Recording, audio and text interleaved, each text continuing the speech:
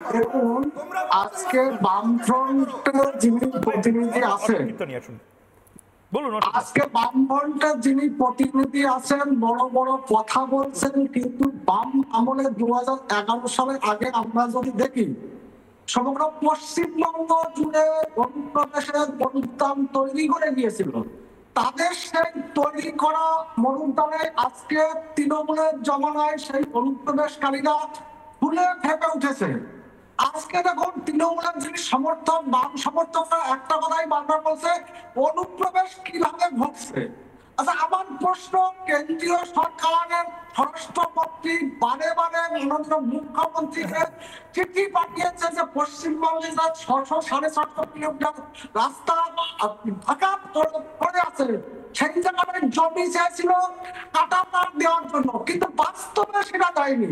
আজকে দেখো, শুধু মধ্যমগ্রাম পৌরসভা, রাজারহাট নিউটন পৌরসভা বললে ভুলাবে, সমগ্র পশ্চিমবঙ্গের বর্ডার এরিয়ায় কিন্তু অনুপ্রবেশকারীরা পশ্চিমবঙ্গের জনতার সঙ্গে পুরো মিশে গিয়েছে। আমি আপনাদের মাধ্যমে বলে রাখি, আমার বিধানসভায় তৃণমূলের নেতা নেত্রীরা এই বাংলাদেশের অনুপ্রবেশকারীদের বাবা মা সাজিয়ে ভোটার তৈরি করছে।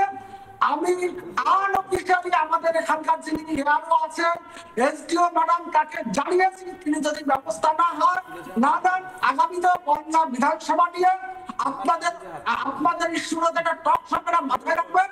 কারণ তৃণমূল পুরো ভয় পেয়ে গেছে, মৌদরা তৃণমূলের ভয় পেয়ে গেছে, তৃণমূলের পায়ের তোলার মাটি সরে গিয়েছে, আর তৃণমূল হারছে।